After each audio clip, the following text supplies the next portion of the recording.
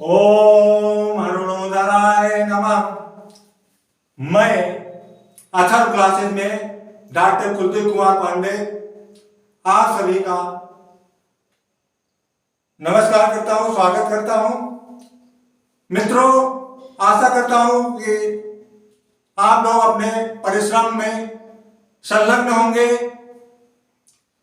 ईश्वर आपके ऊपर असीम कृपा बरसाए और आपका जीवन आपके लक्ष्य के प्रति उज्जवल होकर उस लक्ष्य को आप प्राप्त करें, जिससे आपका कुटुंब आपके ऊपर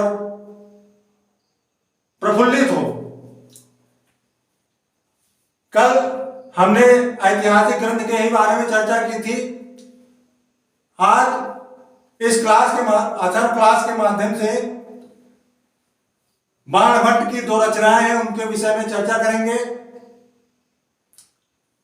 आइए, सबसे पहले तो आप लाइक करिए, सब्सक्राइब करिए, कमेंट करिए, शेयर करिए, ताकि मुझे पता चले कि आप लोग मेरे इस क्लास से संतुष्ट हैं, कितना क्या कमियां रह गई हैं। ठीक है ना? आइए प्रारंभ करते हैं। बाणभट्ट का जो 7वीं शताब्दी के गद्य लेखक और कवियों में एक माने गए थे। 7वीं शताब्दी के गद्य लेखक और कवियों में एक माने गए थे। कौन? बाणभट्ट। इनका जो जन्म है कब हुआ था, इस विषय में कुछ भी ज्ञात नहीं है, अप्राप्त है। जन्म स्थान इनका कहाँ है? चंद्रेय किस जिला है? कहाँ? मध्य प्रदेश में। चंद्रेय अब जो है सींधी के नाम से प्रचलित है। ठीक है ना? प्रसिद्ध हो गया। चंद्रेय का नाम सींधी हो गया है, सींधी जिला हो गया। पिता का नाम इनके था चित्रभान, माता का नाम इनके था राजराजदेही। दो भाई इनके थे जिनके नाम थे चित्रसेन और मित्रसेन। बहन इनकी एक थी मालती, जिसका नाम था। पेशा इनका क्या था? दरबारी कवि थे। दरबारी कवि किसके थे? तो हर्षवर्धन के थे। हर्षवर्धन कन्नौज और थानेश्वर का सम्राट था हर्षवर्धन। उनके यहाँ ये दरबारी कवि थे। कौन? बाणभट्ट।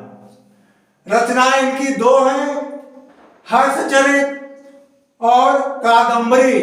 कादंबरी इनका उपन्यास है, जिसमें गद्यात्मक, ये दोनों ही गद्यात्मक रचनाएं हैं इनकी।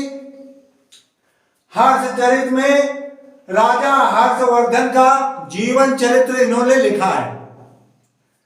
बाणभट्ट के पुत्र का नाम भूषण भट्ट था। बाणभट्ट के पुत्र का नाम क्या था? भूषण भट्ट था। कुछ और पॉइंट है, इसको साफ करने के बाद फिर से लिखता हूं इसी पे।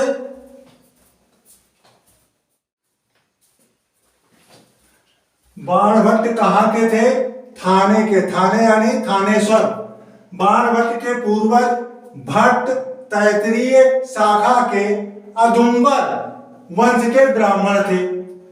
हर्षचरित इनका जो प्रथम ग्रंथ था, संस्कृत भाषा में है दोनों ग्रंथ। हर्षचरित जो है 8 उच्छ्वासों में लिखी हुई एक आख्यायिका है। प्रारंभ में बाणभट्ट ने अपने वंश का वर्णन हर्षचरित में किया है और अगले उच्छ्वासों में हर्षवर्धन की वंश परंपरा का वर्णन करते हुए उनकी उत्पत्ति तथा विकास का विस्तृत वर्णन किया है। यानी हर्षवर्धन की वंश परंपरा कैसी थी, प्रारंभ में वर्णन करते हुए वंश परंपरा का, उसके बाद उत्पत्ति तथा विकास कैसा रहा, इसका विस्तृत वर्णन किया है हर्षचरित में। इसके बाद आता है कादंबरी। कादंबरी जो है दुनिया का पहला उपन्यास था। इसके पूर्ण होने से पूर्व ही बाणभट्ट जी गोलोकवासी हो गए थे। इसके बाद इनके पुत्र भूषण भट्टराव ने अपने हाथों से अपने हाथों में यह ग्रंथ लिया और उसे पूर्ण किया। अपने हाथों में यह ग्रंथ लिया और उसे पूर्ण किया। बाणभट्ट पांचाल रीत के कवि थे, अर्थात विषय अनुरूप शब्दावली का प्रयोग करना। पांचाल का मतलब होता है विषय अनुरूप शब्दावली का प्रयोग करना। 3 प्रकार की शैली का प्रयोग किया है बाणभट्ट जी ने। दीर्घ समास, अल्प समास, समास रहित शैली, परंतु किसी भी एक शैली पर इन्होंने जोर नहीं दिया।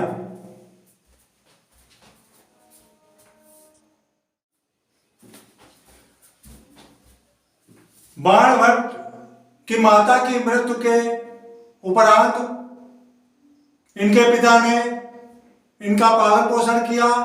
तब ये 14 वर्ष के थे। इसके बाद इनके पिता का भी स्वर्गवास हो जाता है। पिता के स्वर्गवासी होने के बाद बाणभट्ट को बहुत आघात पहुंचता है। ये अपने मित्रों के साथ देश भ्रमण के लिए निकल पड़ते हैं। गुरुकुलों और राज दरबारों में भी गए। इसके उपरांत विद्वानों के सानिध्य में विद्वता ग्रहण कर अपने वंश के अनुरूप गंभीर स्वभाव वाला होकर अपनी जन्मभूमि वापस लौट आए थे।